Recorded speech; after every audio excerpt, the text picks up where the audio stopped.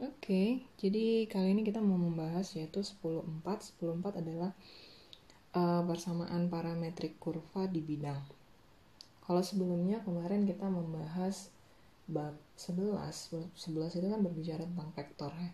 11.1 sampai dengan 11.4. 11.5 kebetulan berbicara mengenai lanjutan dari persamaan parametrik. Jadi 10.4 ini harus kita bahas terlebih dulu untuk mengenalkan apa itu persamaan parametrik. Di sini nanti kita mau kita lakukan gitu ya. Yang pertama adalah mengenali kurva di bidang yang dinyatakan dalam persamaan parametrik. Yang kedua, menyatakan kurva di bidang dalam persamaan parametrik. Dan yang ketiga adalah menghitung turunan dan integral dengan menggunakan persamaan parametrik. Bidang yang dimaksud di sini adalah bidang koordinat Cartesius. Oke. Nah, kita ke perkenalannya dulu ya, ke intronya dulu. Kenapa perlu mempelajari persamaan parametrik? Alasannya adalah begini. Tidak semua persamaan dapat dinyatakan sebagai grafik suatu fungsi. Oke, maksudnya tidak semua persamaan itu boleh dinyatakan dalam Y sama dengan Fx. Ya. Kalau Y sama dengan Fx, ini artinya adalah untuk suatu nilai Y, untuk suatu nilai Y diperbolehkan lebih dari satu X yang berpadanan. Sehingga Anda boleh gambarkan grafik fungsinya. Namun, ketika untuk suatu X ya, ada lebih dari satu Y yang berpadanan, nah ini yang nggak bisa digambarkan grafik fungsinya. Nah, dalam hal inilah kita butuh term, yaitu persamaan parametrik. Ya, gitu ya. Jadi parameter ini nantinya untuk seterusnya merupakan istilah untuk peubah. Oke, kita coba lihatlah contoh ya, lebih gampang kayaknya kalau dikasih contoh. Saya punya elips sama hiperbola. Elips sama hiperbola ini bukan kurva yang di bidang. Saya salah ngomong. Elips dan hiperbola ini adalah kurva di bidang, tetapi dia bukan merupakan grafik dari suatu fungsi. Oke, kurva di bidang tapi dia bukan merupakan grafik dari suatu fungsi. Elips dan hiperbola tidak dapat dinyatakan dalam bentuk persamaan Y sama dengan Fx. Gitu. Ya, kenapa? Ini coba gini aja deh sederhananya. Tampilkan. Dikatakan tadi kalau misalnya dalam persamaan parametrik untuk suatu nilai X ada dua nilai Y yang berpadanan. Sebenarnya bukan spesifik dua ya, lebih dari satu nilai Y yang berpadanan. Let's say, ambil X-nya di sini nih, misalnya X-nya sama dengan 1. Nilai yang berpadanan, nilai Y yang berpadanan dengan X sama dengan 1, Anda perhatikan, ada di titik ini dan ada di titik yang ini. Ya kan? Berapa nih kira-kira ya? Mungkin ini 1 unit, ini 2 unit, mungkin ini 3 kali ya. Oke, bisa di positif 3, Y-nya bisa di positif 3, bisa di negatif 3. Ada dua nilai Y yang berpadanan untuk satu nilai X. Oke, nah sama hiperbola juga gitu. Kalau misalnya Anda ambil ini, mungkin ini 1 unit, ini 2 unit, kalau gitu di sini X-nya sama dengan 2 lah ya. X sama dengan 2, padanan Y-nya itu kan di sini sama di sini kan. Yang saya maksud dengan padanan adalah lokasi dari koordinat titik ini ya. Kalau dinyatakan sebagai X, Y, Y-nya bisa lebih dari 1 gitu. Lebih dari 1 nilai. Nah, maka dari itu persamaan, baik itu persamaan elips dan persamaan hiperbola, ini tidak dapat dinyatakan dalam bentuk persamaan Y sama dengan Fx. Itulah alasannya kenapa elips dan hiperbola, walaupun dia merupakan kurva di bidang, dia ini bukan merupakan grafik dari suatu fungsi. Ya, bedain kalau misalnya parabola itu kan bisa dinyatakan dalam bentuk persamaan Y sama dengan Fx. Nah, itu berarti how do you say it? Bisa dinyatakan sebagai grafik dari suatu fungsi. Nah, gini. Selanjutnya. Kalau gitu gimana nih? Kita mau kerja dengan elips dan hiperbola nantinya seperti apa. Kita boleh menggunakan yang namanya persamaan parameter. Parameter yang digunakan dalam hal ini adalah T, sehingga elips dan hiperbola dapat dinyatakan dalam persamaan parametrik X sama dengan Ft, Y sama dengan Gt. Baik itu F maupun G, dia masing-masing merupakan fungsi. T-nya adalah suatu interval. Interval berbicara tentang ya interval lah. Interval kan berarti angkanya dari berapa sampai berapa gitu loh maksud saya. Bisa juga dia dalam sudut, mungkin dia 0 sampai dengan 2V, atau bisa juga dia dalam bentuk bilangan real, boleh. Oke, penting ini berbicara mengenai suatu interval. Satu lagi yang perlu saya tekankan adalah persamaan parametrik datangnya selalu sepasang.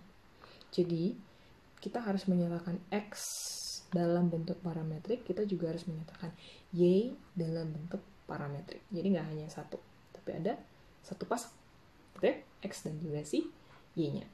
Oke. Kita bahas dulu si elips dan hiperbola nih. Kita tahu bahwa elips dan hiperbola sudah dipelajari sebelumnya. Untuk si elips sendiri dalam bidang kartesius, Anda boleh nyatakan sebagai persamaan X pangkat 2 per A pangkat 2 plus Y pangkat 2 per B pangkat 2 sama dengan 1. Sementara untuk yang hiperbola, Anda boleh nyatakan sebagai X pangkat 2 per A pangkat 2 dikurang Y pangkat 2 per B pangkat 2 sama dengan 1. Di sini saya tambahin X lebih dari 0, untuk X lebih dari 0. Kenapa? Nanti kita bahas lebih lanjut. Sekarang kita lihat dulu si elipsnya, ya. Elips ini kita boleh nyatakan dalam bentuk persamaan parametrik. Oke, dalam bentuk persamaan parametrik. Di mana persamaan parametrik kan selalu datang sepasang. Jadi harus dinyatakan X-nya, harus dinyatakan Y-nya. Untuk X-nya, Anda boleh gunakan persamaan parametrik A cos T, dan Y-nya Anda boleh gunakan persamaan parametrik B sin T, sama dengan B sin T. T-nya ini adalah interval yang berjalan dari 0 sampai dengan 2V, dan ini merupakan interval yang tertutup.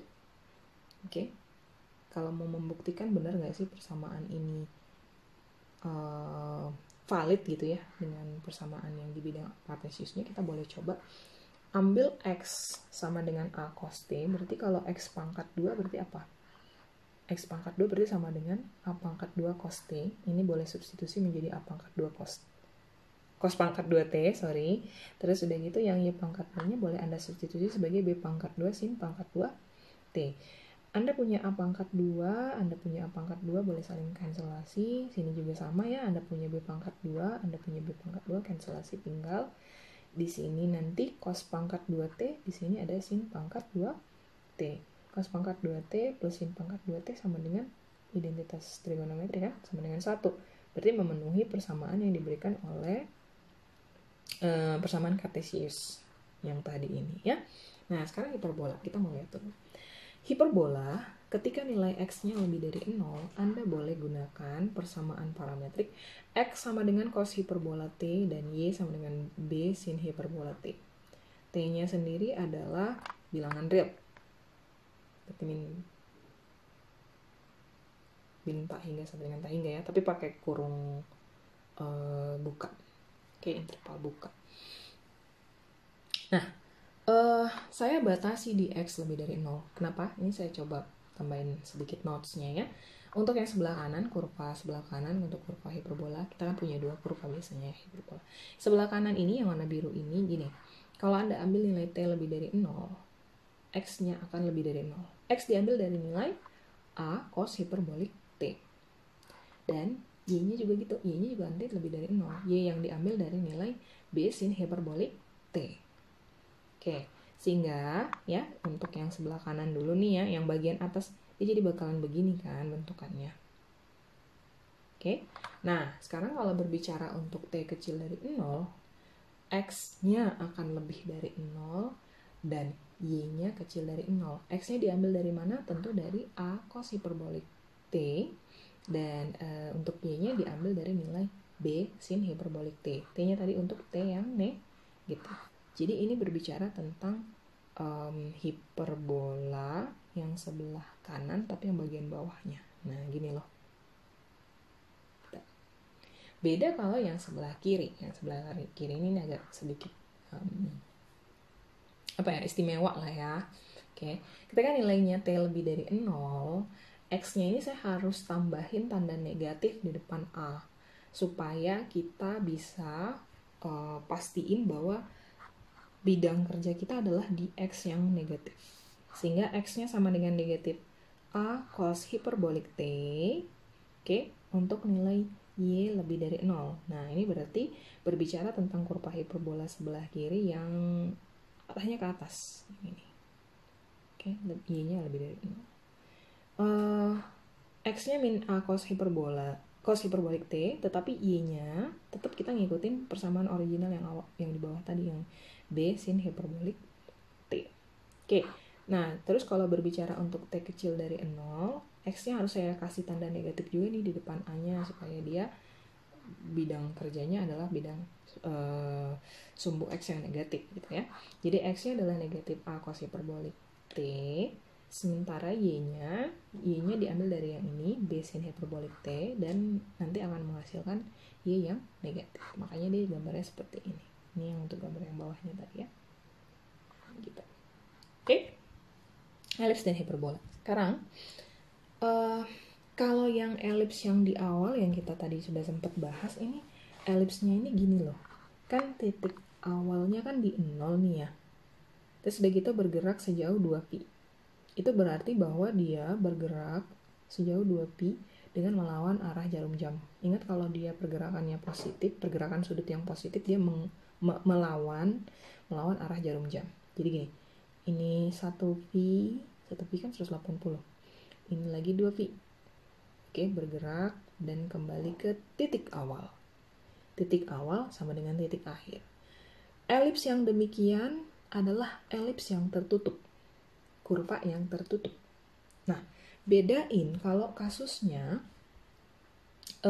elips tetap sama-sama elips ya. Cuman masalahnya T-nya ini pergerakannya itu adalah 0 sampai dengan 3pi. Dalam hal ini elipsnya bukan kurva tertutup loh. Kalau Anda nggak percaya nih, coba lihat ya. Ini tadi kita punya elips nih. Cuman pergerakannya 0, 3pi. Ya. Pergerakan pertama 0 sampai dengan pi. Titiknya ada di sebelah sana. Terus kalau ke 2pi, titiknya balik ke titik awal. Titik awal sama dengan titik akhir. Itu kan 2pi. 3pi berarti bergerak lagi dong sekali lagi. Nah, loh. Titik awalnya di sini, titik akhirnya di sini. Berarti titik awal tidak sama dengan titik akhir ya kan? Walaupun ini terlihat seperti suatu elips yang tertutup, pada kenyataannya kalau intervalnya diberikan seperti ini, elips yang satu ini bukanlah kurva yang tertutup. Jadi Anda dapat kesimpulan bahwa kurva tertutup apabila titik awalnya sama dengan titik akhir. Ya, gitu ya. Jadi kita punya beberapa kesimpulan, diantaranya yang pertama adalah pasangan persamaan X sama dengan FT dan Y sama dengan GT dengan T elemen I ini disebut sebagai parametrisasi kurva. Yang kedua, apabila diberikan interval I sama dengan AB untuk interval yang tertutup, maka titik PXA, YA adalah titik awal kurva dan titik QXB, YB adalah titik akhir kurva. Yang ketiga, jika titik awal sama dengan titik akhir, maka kurva dikatakan tertutup. Kontradiksinya kalau misalnya titik awal tidak sama dengan titik akhir, kurva dikatakan bukanlah kurva yang tertutup. Nah, yang keempat, terakhir, jika setiap titik pada kurva hanya dilalui satu kali, maka kurva tersebut adalah kurva sederhana. Kita lanjut dengan teknik untuk mengubah persamaan yang kartesius ke dalam parameter, atau kebalikannya parameter ke dalam kartesius. Pertama kita coba dulu yang dari kartesius ke parameter. Kalau kartesius ke parameter itu nyebutnya adalah parametrisasi. Jadi persamaan parameter. diberikan persamaan parabola Y sama dengan X pangkat 2. Mau dinyatakan dalam persamaan parametrik. Oke, caranya adalah nyatakan X-nya terlebih dulu sama dengan T, sehingga Y-nya sama dengan T pangkat 2. Oke, seperti saya sudah katakan, persamaan parametrik selalu datangnya sepasang. Ada X dan ada Y. Ada X dan ada Y.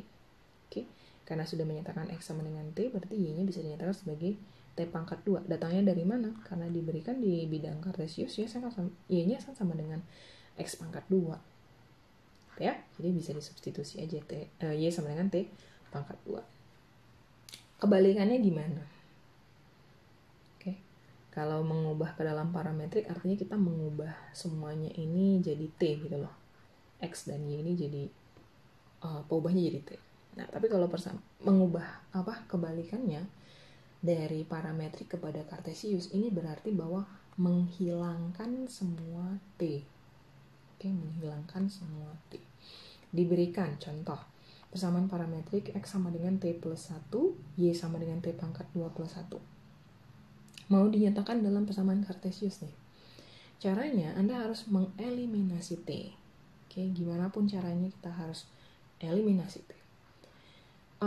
Tentu terlebih dulu kita nyatain dulu T-nya ini dalam bentuk X kurang 1. Ya, T-nya adalah X kurang 1. T sama dengan X kurang 1. Ekivalennya. Y-nya adalah kan tadi diberikan Y sama dengan T pangkat 2 plus 1 nih ya. T-nya substitusi terhadap persamaan yang tadi, ekivalensi yang tadi. Jadi, Y sama dengan X kurang 1 pangkat 2 plus 1. Jangan lupa. Ini kita rapiin dulu. X kurang 1 pangkat 2 berarti X pangkat 2 kan ya. Terus udah gitu 2 dikali min 1 dikali X berarti negatif 2X. Terus udah gitu kita punya min 1 pangkat 2. Min 1 pangkat 2 sama dengan 1. 1 plus 1 sama dengan 2. Nah, yang satu ini adalah persamaan suatu parabola. Gitu ya. Oke, tadi udah mengubah parametrik ke dalam kartesius. Kartesius ke dalam parametrik dan ya parametrik ke dalam kartesius. Nah, perlu diketahui bahwa kurva yang sama itu bisa mempunyai beberapa persamaan parametrik. Ini yang istimewa dari persamaan parametrik. Ya, oke. Lebih jelasnya nih ya, saya punya contoh. Kita misalkan T adalah suatu parameter waktu. T adalah suatu parameter waktu. Saya punya kurva A, saya punya kurva B. Sekilas terlihat sama. Oke. Saya menyatakan untuk kurva A, persamaan parametrik saya adalah X sama dengan T, Y sama dengan T. Kalau mau dinyatakan dalam kartesius kan dia jadinya apa? X sama dengan T kan? Eliminasi masing-masing T-nya kan X sama dengan T. Itu merupakan suatu persamaan, suatu grafik fungsi linear yang kayak jalan gini aja. Oke, yang kalau di titik 1, 1, 2, 2 gitu loh. 3, 3, 4, 4 kan? Nah, sementara di kurva B, persamaan parametrik saya itu saya bikin gini. X sama dengan T pangkat 2, lalu Y sama dengan T pangkat 2. Oke, X sama dengan T pangkat 2, Y sama dengan T pangkat 2. Ini juga boleh dinyatakan dalam kartesiusnya sebagai X sama dengan Y. Berarti kalau gitu bisa digambar sebagai kurva linear X sama dengan Y juga kan? Sama kan? Boleh kan? Cuman yang ngebedainnya di sini, parameter kita berbicara mengenai parameter waktu. Let's say T. T ini parameter waktu. Satuannya misalnya kita kasih detik lah. Second ya. Detik. Artinya gini, untuk kurva A terlebih dulu. Untuk T sama dengan 1. Maka X-nya ya, di T sama dengan 1. X-nya sama dengan 1, Y-nya sama dengan 1. Oke. Posisi koordinatnya ini ada di titik 1,1. Jelek sekali ini. Bisa dihapus tidak? Saya hapus aja ya, 1,1.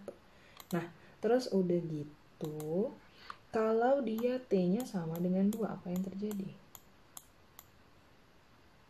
tentu koordinat dari partikel ini, saya sebut saja dia partikel karena dia gerak ya, akan ada di 2,2.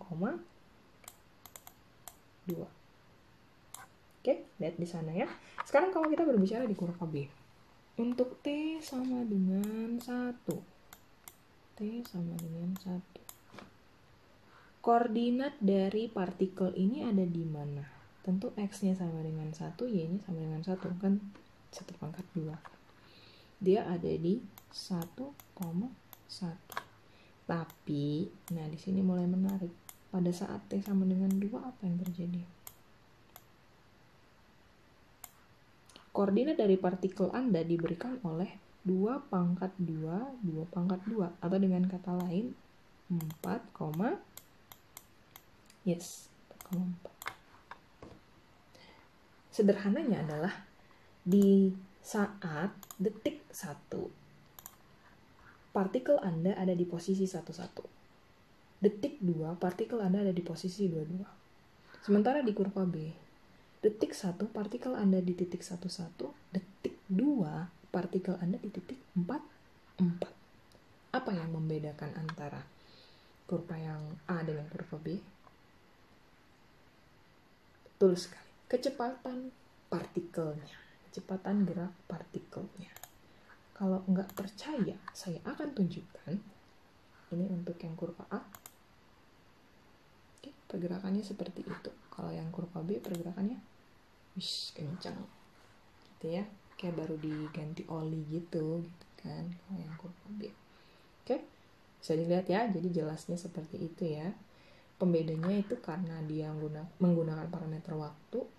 Jadi walaupun kurvanya sama, persamaan parametriknya bisa beda. Oke. Nah, kita lihat lagi lanjutannya. Kita punya soal latihan di sini. Dalam hal ini kita mau membuktikan kalau kedua persamaan parametrik, baik itu di soal 1 maupun di soal 2, ini merupakan persamaan setengah lingkaran bagian kanan ya. Untuk yang persamaan nomor 1 diberikan X sama dengan akar dari 1 dikurang T/2, terus begitu Y-nya sama dengan T. Dalam hal ini T-nya berada di dalam interval min 1 sama dengan 1. Untuk yang nomor 2 diberikan persamaan parametriknya X sama dengan cos T, Y sama dengan sin T. Sementara di sini T-nya itu bergerak dari min pi/2 sampai dengan pi/2. Masing-masing sama-sama menggunakan interval yang tertutup ya, kurung tertutup. Kita disuruh menggambarkan kurva setengah lingkaran tersebut dan juga menandai titik awal dan titik akhir. Kita langsung ke solusinya kalau gitu ya. Untuk yang nomor 1 diberikan, tadi kan udah tahu ya kalau persamaan parametriknya itu adalah sebagai berikut. Excuse me. Nah, kita ubah ke dalam Cartesius. Ya, kita ubah ke dalam Cartesius. Diketahui sama dengan T. Tadi saya sudah sempat sebutkan kita harus melakukan eliminasi terhadap T. Gimana pun caranya T harus hilang. Ya. Cuman ini kan nggak bisa langsung kita eliminasi ya. Kita harus bikin tricky sedikit. Diberikanlah dulu ya X-nya ini kita kuadratkan ke kedua ruas untuk persamaan si X-nya, sehingga X/2 ini yang di bawah akar keluar dari tanda akar jadi 1 dikurang T/2. Oke, udah gitu T/2 ini boleh disubstitusi sebagai Y/2. Alasannya karena Y sama dengan T. Ini kan jadi negatif Y/2. Negatif pindah ruas ke sebelah kiri dia jadi positif, sehingga final answer-nya, jawaban akhirnya boleh ditulis sebagai X/2 ditambah Y/2 sama dengan 1. Oke, yang satu ini adalah persamaan lingkaran dengan pusat 0,0 dan jari-jari sama dengan 1. Kan gitu kan? Oke, nah kita mau gambarkan kalau gitu di dalam bidang Cartesius ya. Tadi diberikan di soal, sebenarnya petunjuk soalnya dia adalah bidang setengah lingkaran kan. Oke, setidak-tidaknya kita tahu itu adalah bidang setengah lingkaran. Jadi sebenarnya kita udah boleh siapin lah kayak gini lah kira-kira gambarnya. Cuman tandai titik awal dan titik akhir tadi gitu katanya ya. Untuk memastikannya kita boleh lakukan dalam tabel, kita boleh tentuin dulu gitu ya. Untuk T berjalan dari min 1 sampai dengan 1. Saya cukup ngambil titik-titik yang mewakilinya saja, yaitu min 1, 0, dan 1. Kan tadi min 1 sampai dengan 1. Nah, untuk X-nya, kalau gitu boleh diambil nilai akar dari 1 dikurang T pangkat 2. Masukkan nilai T sama dengan min 1, berarti Anda menentukan X sama dengan akar dari 1 dikurang 1. Akar dari 0 sama dengan 0. Oke, untuk yang T sama dengan 0, Anda boleh tentuin sama juga ya kayak yang tadi, berarti X sama dengan akar dari 1 dikurang 0, akar dari 1 sama dengan 1. Yang terakhir pada saat T sama dengan 1, X-nya boleh ditentukan sebagai akar dari 1 dikurang 1, 1 kurang 1 sama dengan 0, akar dari 0 sama dengan 0. Oke, bagaimana dengan Y-nya? Anda boleh ambil substitusi yang diberikan oleh T yang sebelumnya, karena kan Y sama dengan T. Anda tinggal ganti aja di sini jadi min 1, 0, sama 1. Artinya padanan dari T sama dengan min 1 adalah koordinat kartesius yang nilainya 0, min 1. Padanan dari T yang sama dengan 0 itu berarti kartesius 1 dan 0. Dan padanan dari T sama dengan 1 itu berarti kartesius 0, 1. Berarti kita boleh tandain titik awal untuk yang T sama dengan min 1. Oke, ambil T sama dengan min 1 sebagai titik awal. Kenapa? Karena ini merupakan nilai T yang paling kecil. Jadi dia dianggap sebagai titik awal. Oke, titik awal ada di posisi yang ini ya, 0, min 1. Nah, kemudian ini kalau yang T sama dengan 0 kan padanannya tadi apa? 1, 0 ya. 1, 0. Terus titik akhirnya kita juga harus tandai. Titik akhir adalah untuk nilai T yang paling besar. T yang paling besar dalam hal ini sama dengan 1, yang mana padanannya dalam bidang koordinat kartesius itu adalah 0,1. So, here. Untuk soal 2 kebetulan dikasih persamaan parametriknya adalah X sama dengan cos T, Y sama dengan sin T, ya. Terus T-nya ini ada di interval sedemikian. Sama, kita ubah juga dia ke dalam kartesius. Cuman kita nggak bisa langsung mengeliminasi, jadi kita harus agak sedikit tricky di sana. Kita bisa lakukan kayak gini. Ambil nilai dari X pangkat 2. Karena sudah diketahui X sama dengan cos T, berarti X pangkat 2 adalah cos pangkat 2T. Dan sama ya, untuk nilai Y pangkat 2, kita boleh tentuin dari diketahui kan Y sama dengan sin T ya. Y pangkat 2 berarti sin pangkat 2T. Oke. Kalau ada jumlahkan X pangkat 2 tambah Y pangkat 2, ini kan sama dengan cos pangkat 2T ditambah sin pangkat 2T. Kita tahu bahwa ini adalah identitas trigonometri, cos pangkat 2T plus sin pangkat 2T sama dengan 1. Sehingga kesimpulannya boleh diambil X pangkat 2 tambah Y pangkat 2 itu ekivalen dengan si 1. Oke, ini juga merupakan persamaan lingkaran yang pusatnya di titik 0,0 dan jari-jarinya sama dengan 1. Oke, nah untuk parameternya masing-masing kita mau cari padanannya dulu nih ya. Ambil nilai T kan berjalan dari min pi per 2 sampai min pi per 2. Saya ambil 3 titik yang mewakilinya saja, yaitu ada min pi per 2, 0, dan juga pi per 2. Baik, untuk X-nya. X ini ditentukan oleh cos T. Berarti kita harus nentuin cos negatif pi per 2. Oke, saya bikin contekan di sana. Cos negatif X ini sama dengan cos X. Kenapa? Kita udah pernah bahas bahwa cosinus merupakan fungsi genap. Apa? Jadi, kalau gitu cos negatif pi per 2 sebenarnya sama dengan cos pi per 2. Atau sama dengan 0. Cos 90 kan? Pi per 2. Oke. Terus kalau misalnya T-nya sama dengan 0, berarti kita nentuin X sama dengan cos 0, X-nya sama dengan 1. Terakhir, untuk T yang sama dengan pi per 2, berarti kita nentuin X-nya sebagai cos pi per 2, dan itu nilainya sama dengan 0, cos 90 ya. Sekarang yang Y-nya. Y ambil nilai negatif pi per 2. Berarti Y boleh ditentukan dengan persamaan yang ini loh, sin negatif pi per 2. Oke, Anda boleh lihat contekan di sana kalau sin itu fungsi ganjil. Sin negatif X ini sama dengan negatif sin X. Ya. Dengan kata lain, sin negatif pi per 2 ini sama dengan negatif sin pi per 2. Sin pi per 2 sama dengan 1, diberikan tanda negatif di depannya berarti minus 1. Oke, lanjut. Sin 0 sama dengan 0. Habis itu sin pi per 2. Sin pi per 2 sama dengan 1. Oke, jadi padanan untuk nilai parameter masing-masing ini ya, min pi per 2, koordinat kartesiusnya ada di 0, min 1. Kalau T-nya sama dengan 0, koordinat kartesiusnya ada di 1, 0. Kalau di T sama dengan pi per 2, koordinat kartesiusnya ada di 0,1. Oke? Nah, sekarang gini.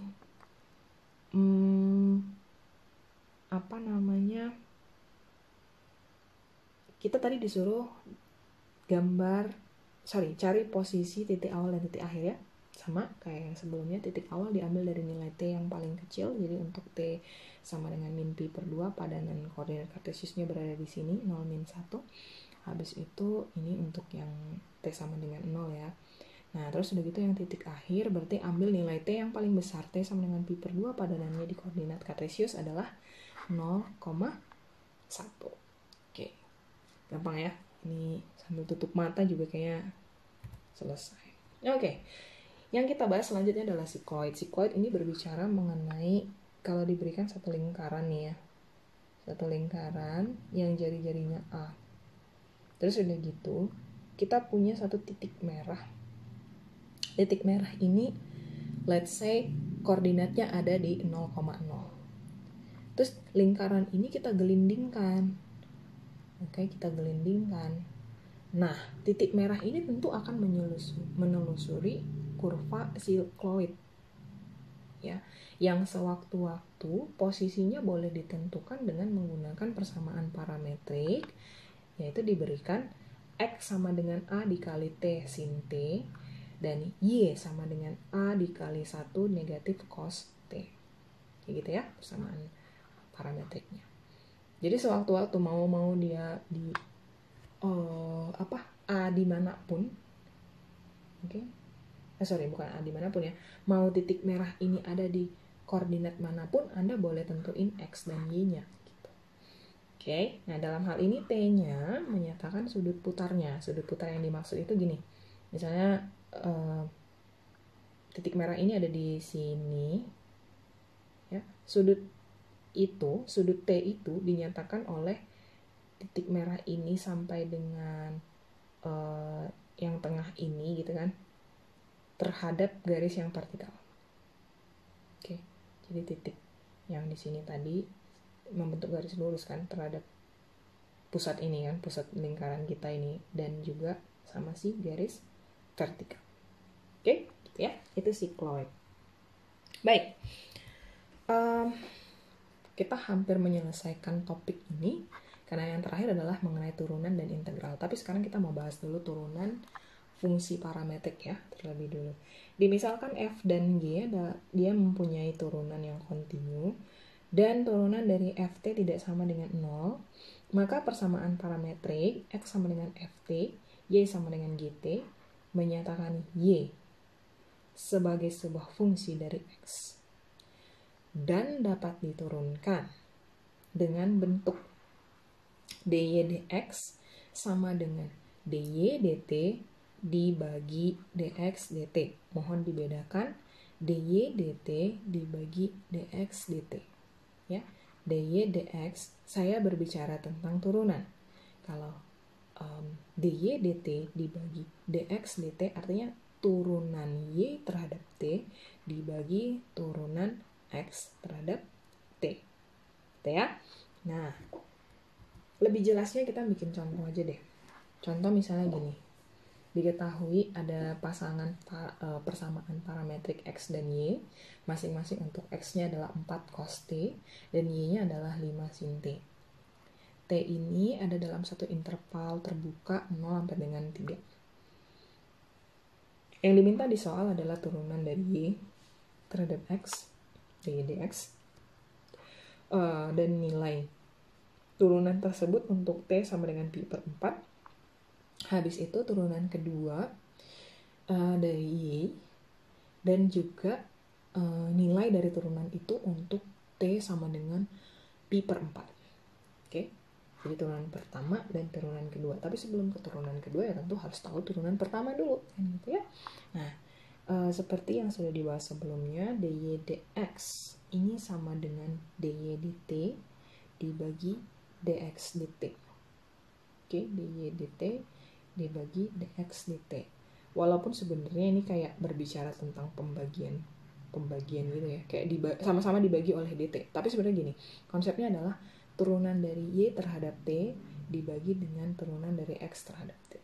Oke, nah kita ketahui bahwa y sama dengan 5 sin t. Berarti turunan dari y terhadap t adalah 5 dikali turunan sin apa?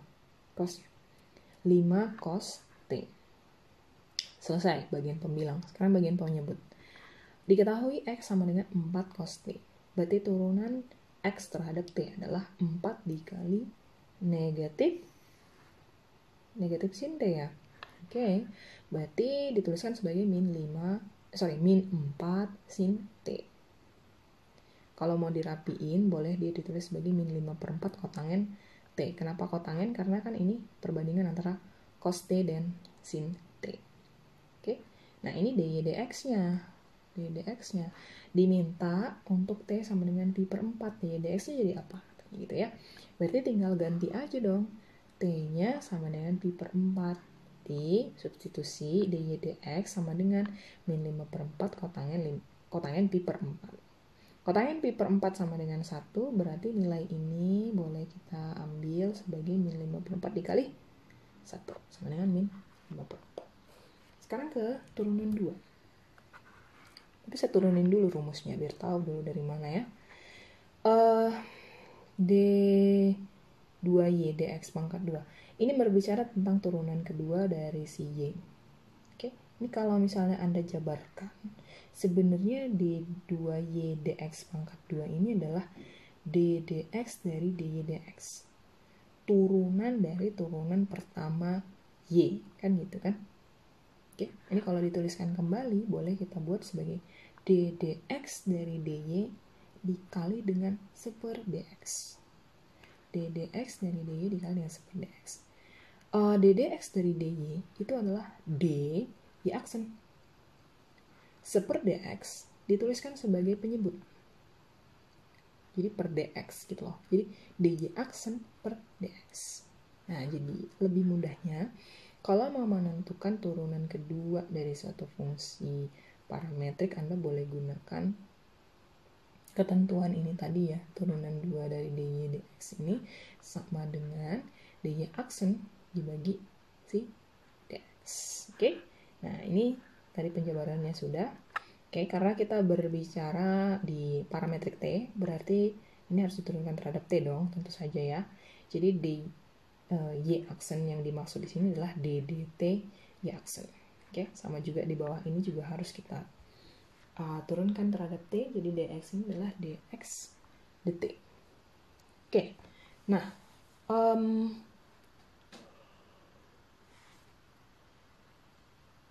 Anda tadi sudah punya y aksen kan? Y aksen ini diturunin lagi sekali lagi gitu loh. Y aksen tadi apa? Min 5 per 4 kotangen T. Min 5 per 4 kotangen T. Berarti kalau misalnya diturunin kan min 5 per 4 nya kita keluarin, kotangen T dicari turunannya negatif koseken pangkat 2T. Jadi ini adalah min 5 per 4 dikali min koseken pangkat 2T. dx dt nya apa? Dx dt nya kita boleh nyari yang sama aja, yang ini tadi loh. Min 4 sin T. Masukin min 4 sin T.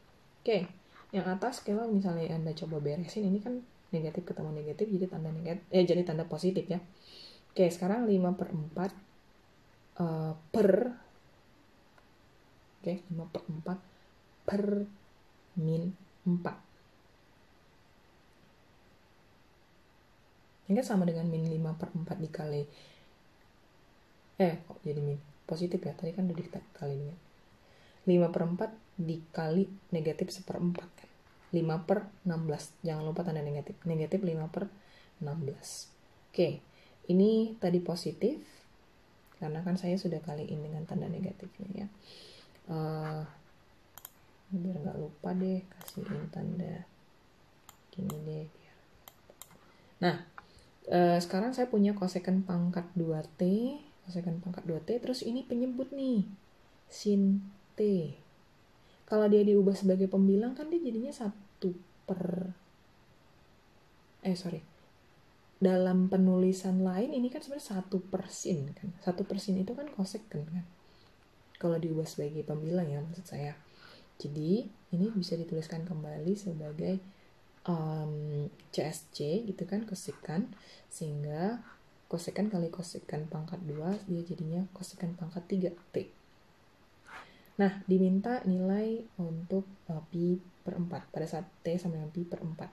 T tinggal ganti aja T-nya sama dengan pi/4, berarti min 5/16 kan ya, kosekant pangkat 3 pi/4. Cara mudahnya gini, kosekant dari pi/4 adalah akar 2 kan, balikin aja sin gitu loh. Kalau sin pi/4 kan 1/2 akar 2, kebalikan dari 1/2 akar 2, akar 2/1 kan. Rasional dari 1/2 akar 2 kan 1/2. Balikin berarti akar 2/1. Jadi kosekant dari pi/4 adalah akar 2. Oke, karena ada pangkat 3, akar 2-nya pangkatin aja sama 3. Kalau misalnya ditulis dalam bentuk lebih sederhana, ini dia jadi apa nih, 2-nya boleh dikeluarin 2 akar 2 kan. Jadi min 5/16 kali 2 akar 2 ketemu 2, berarti 2/16 1/8 kan. Jadi min 5/8, terus tadi masih ada temennya si akar 2, min 5/8 akar 2 ya. Oke, yang terakhir berbicara tentang integral dalam parameter. Misalnya gini, ada contoh ya, tentukan integral dari xy pangkat 2 dx, batas berjalan dari 1 sampai 2. Dalam hal ini, batas ini berarti di x ya, di interval x ya. Nah, ini adalah persamaan parameter. X-nya diberikan sebagai 2t plus 1, y-nya diberikan sebagai t pangkat 2 plus 1. Nah, integral dalam parameter berarti bahwa Anda harus mengubah semua ini ke dalam parameter t. Tidak ada yang tidak. X-nya harus dalam parameter t, y-nya harus dalam parameter t, dx-nya harus dalam parameter t, peubahnya juga harus dalam parameter t. Ya, jadi kita substitusi dulu nih. X diberikan di soal X sama dengan 2T plus 1. Oke, gimana dengan Y-nya? Dalam hal ini kita kan ngurusin Y pangkat 2 ya. Diketahui Y sama dengan T pangkat 2 plus 1, berarti Y pangkat 2 apa? T pangkat 2 plus 1 dipangkatin dengan 2. Oke, jabarin. Berarti jadi T pangkat 4 plus 2T pangkat 2, kan 2 kali 1 dikali T pangkat 2, 2T pangkat 2, ditambah 1 pangkat 2 dong, 1. Oke, kalau gitu X dengan Y udah selesai urusannya, X dengan Y pangkat 2 udah selesai urusannya, dx-nya sama dengan 2 dt. Datangnya dari mana? Dari sini loh. Ini kan cari turunannya. Nah, X sama dengan 2t plus 1 berarti dx sama dengan 2 dt. Batasnya sekarang, batas X. Batas T-nya ya, kalau tadi kan kita bicara X. X diketahui sama dengan 2T plus 1. Kalau diutak-atik T-nya ini berarti sama dengan X kurang 1/2 kan. Ya enggak? T sama dengan X kurang 1/2. Nah, kalau gitu, untuk nilai X sama dengan 1, T-nya sama dengan 1 min 1/2, sama dengan 0. Untuk X sama dengan 2, berarti T-nya sama dengan apa? 2 min 1/2. 2 kurang 1, 1. 1/2. Artinya Anda ubah batas atas batas bawahnya sebagai 0 sampai dengan 1/2. Nah, pekerjaannya berarti jadi kayak gini. Integral kita tadi kita ubah ke dalam peubah T. Batasnya berubah jadi 0 sampai dengan setengah. X-nya berubah menjadi 2T plus 1. Y pangkat 2-nya berubah menjadi T pangkat 4 plus 2T pangkat 2 plus 1. Dx-nya berubah menjadi 2dt. 2-nya boleh dong saya tulis di depan tanda integral ya, kan masalah. Baik, kalau gitu kita rapiin dulu yang di dalam sini, yang di dalam kurung. Gunakan konsep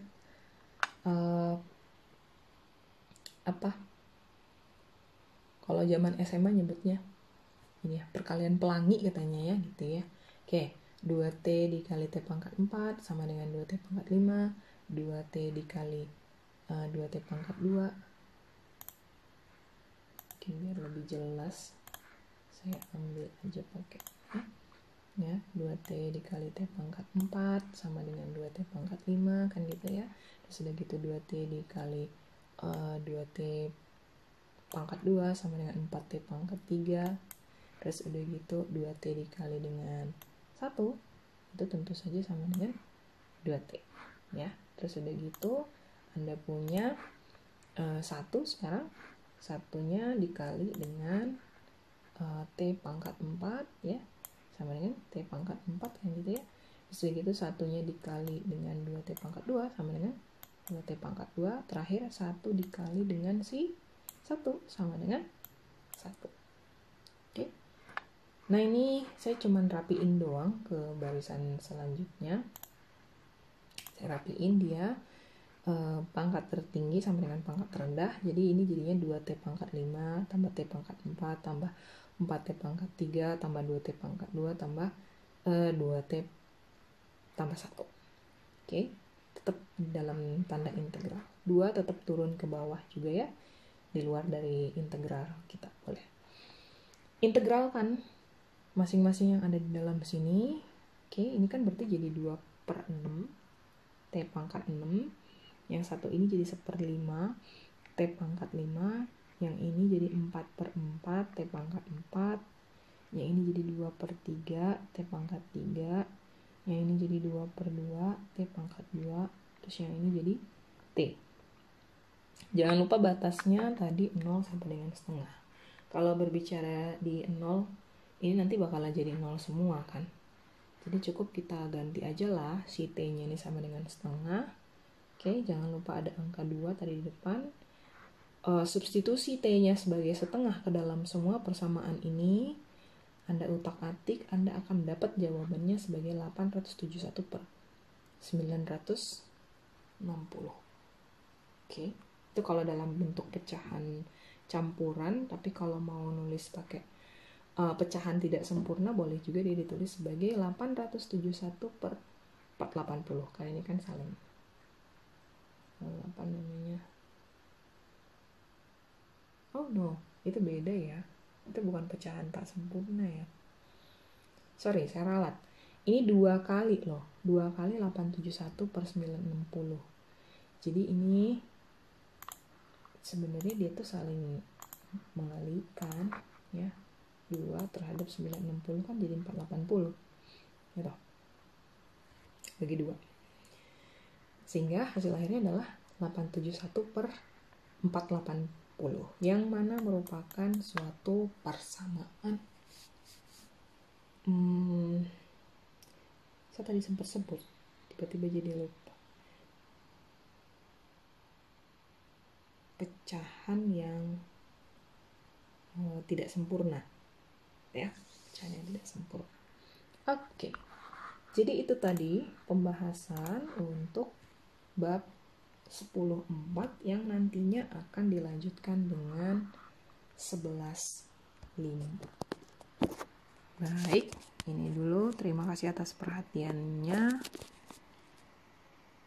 Oke, sampai bertemu di pembahasan 11.5.